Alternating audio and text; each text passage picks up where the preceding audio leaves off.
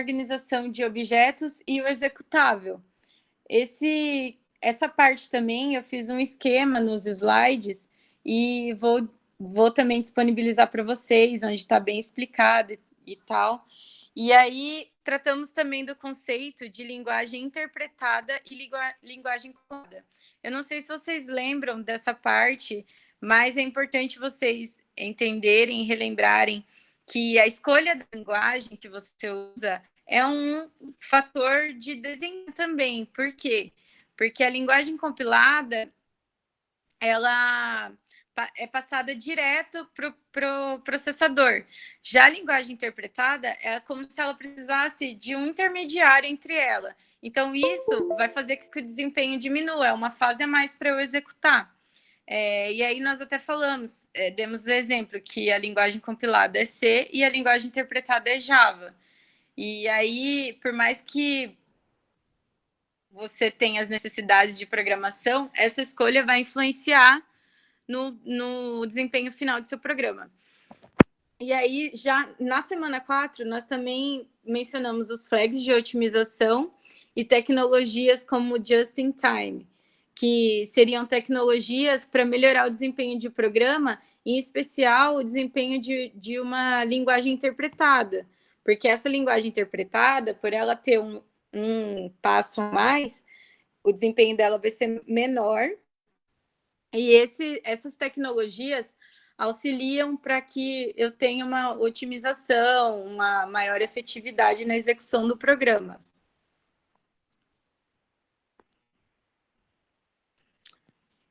Entrando na semana 5, nós falamos do fluxo de dados e unidade de controle, que está diretamente ligado com o desempenho de um computador, e dos 3 estágios básicos de qualquer processador, que é a busca da instrução, o endereçamento e busca de operandos e a execução.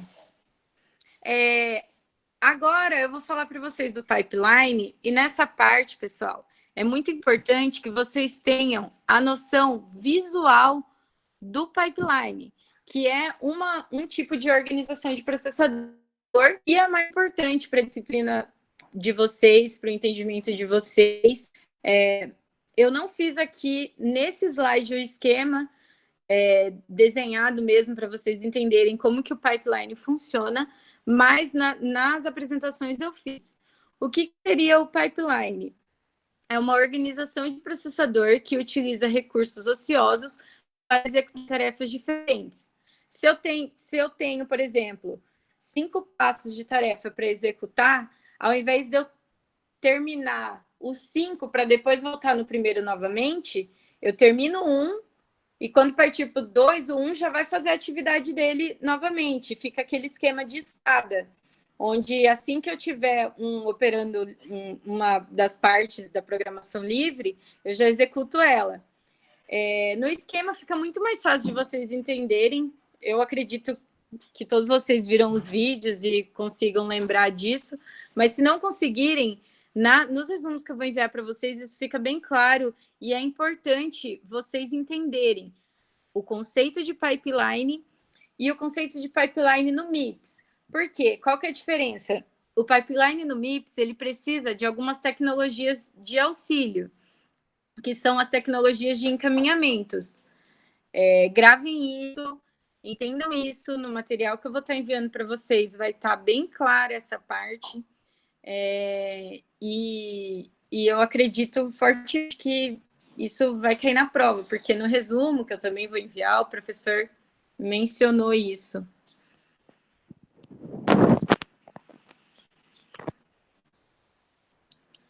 Pessoal que entrou mais tarde na live, só para reforçar, mandem o de vocês no chat, porque eu vou estar enviando o resumo de todas as semanas para vocês, o resumo do professor autor e essa apresentação em slides. Então, tipo uma Black Friday mesmo, eu vou mandar tudo em uma aula só. Então, mandem o RA de vocês, que daí vocês vão estar tendo acesso a esse material que está resumido, foi preparado por mim, eu apresentei em todas as outras lives. E aí, agora, entrando na semana 6, a gente falou da hierarquia de memórias, porque cada memória, a hierarquia de memórias, ela está muito ligada ao fato do desempenho de cada memória. Quanto mais rápida, mais acima ela vai dar. Então, essa hierarquia acontece para que as execuções sejam feitas e fica muito bem explicado a posição de cada memória, os tipos de memória, e aí nós temos o princípio da localidade. Eu escrevi errado, depois eu conserto quando eu mandar para vocês, que é o temporal e o espacial. O espacial está ligado à proximidade mesmo do equipamento, e o temporal é o quanto eu uso essa mesma instrução no processador, porque quanto mais eu uso, mais perto ela vai estar. Esses conceitos também são conceitos importantes para vocês gravarem. E na semana 6, a gente também tem um vídeo especial sobre cache. Nesse vídeo, ele fala sobre os erros de memória e os acertos de quando eu quero uma instrução e ela vai estar disponível na minha cache. Os erros são chamados de miss e os acertos de hit. Existem alguns tipos diferentes de miss e hit, cálculos também baseados em cima disso, mas o principal entendimento de cache, quando a gente fala de miss e hit, é que eu sempre vou querer mais acertos, ou seja, mais hit, do que miss. Vocês precisam entender o que é cada um, que é o acerto de quando a minha instrução está disponível na cache e o erro de quando ela não vai estar lá e eu vou precisar buscar numa memória mais inferior, o que vai causar uma demora e vai piorar o desempenho. E que a gente sempre vai querer mais hit, mais acerto, que a minha instrução esteja lá disponível rapidamente. Também falamos de falhas de cache, ou seja, tipos de miss, né? Que é a compulsória, a de capacidade e de conflito. A compulsória... Desculpa, gente, já está voltando, é que apagou meu celular. Mas a falha de cache compulsória é quando eu acabo de ligar o meu computador, é uma primeira instrução, ela não vai estar disponível na cache, então é natural que seja uma falha. A de capacidade seria por tamanho de memória. Isso, Leonardo, isso mesmo. Como se fossem as desvantagens, né? Isso está bem explicado no material que eu vou mandar para vocês. As desvantagens e vantagens. Tá, e a de conflito. A de conflito, vocês vão ver que existe toda uma organização da busca de instruções e que às vezes ela é em conjunto. O que seria em conjunto? É o compartilhamento do espaço de memória.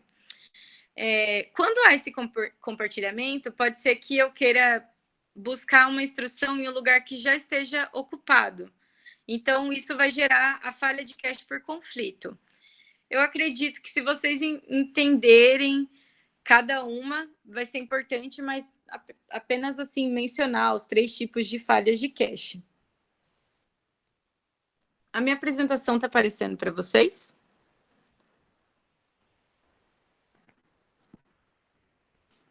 Só um minutinho, que eu vou arrumar aqui. Ainda não está aparecendo, não.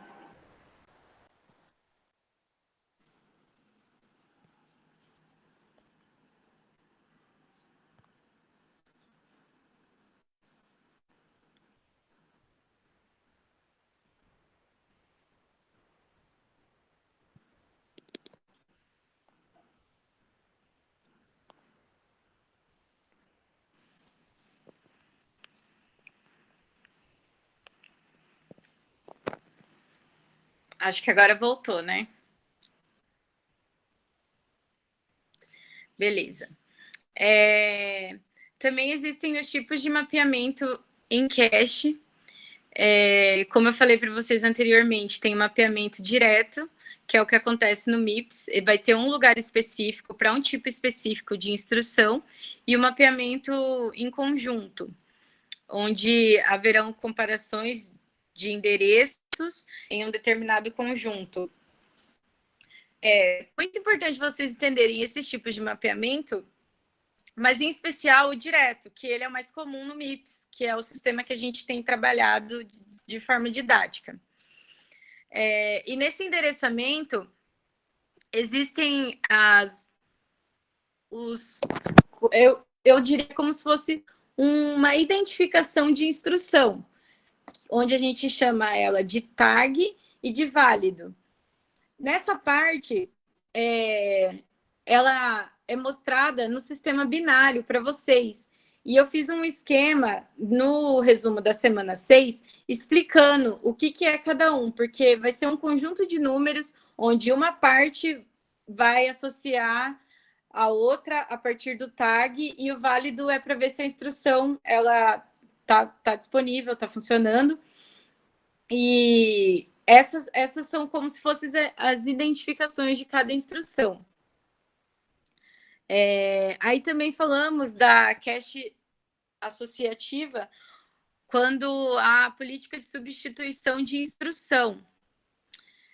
A LRU vai ser a mais importante para vocês entenderem, que é a Less Recently Used.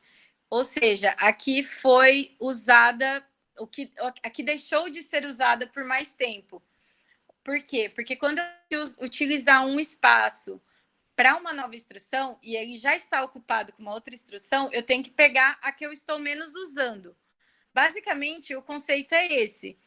Vai estar melhor explicado no resumo, mas vocês precisam entender que sempre que houver uma cache associativa e que eu for substituir uma instrução já existente, eu vou substituir no espaço da que eu estou usando menos. Que até tem aquele conceito do que o que for mais usado vai estar mais disponível. E aí também nós temos os tipos de armazenamento de dados na memória principal. Quando eu finalizo as instruções, preciso voltar elas para a memória principal, que são os dois tipos, o write through e o write back. E agora, para finalizar, a semana 7, que eu acredito ser a semana assim mais tranquila, né?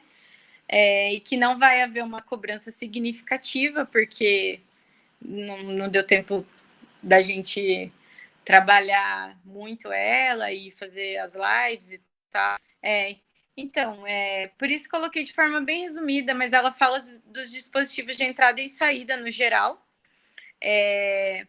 O disco rígido é o principal. A gente fala muito de armazenamento e o disco rígido vai ser a principal memória de armazenamento, porque ele é dividido em setores e nos vídeos vão estar explicando melhor essa parte. E como ela tem uma capacidade muito grande, às vezes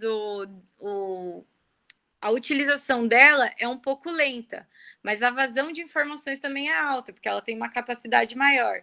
E ele está falando ponte norte, ponte sul. E daí nós temos, esses são denominados barramentos para uso de memória. E na semana 7 também fala um pouco de memórias flashes e técnica RAID, que é da distribuição de dados.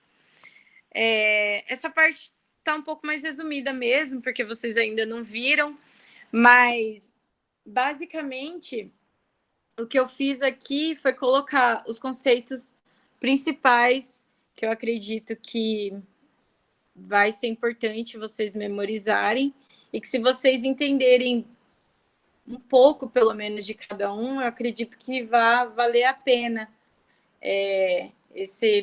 essa disciplina da organização de computadores. Então, hoje é um resumo geral, não dá tempo de focar muito nas explicações de cada conceito que foi explicado, mas, como eu disse, tem um material de todas as semanas, tem o resumo do professor, e conforme vocês forem estudando e tiverem dúvidas, me mandem por escrito, Eu já falei isso anteriormente, vou repetir, porque bastante gente entrou durante a live.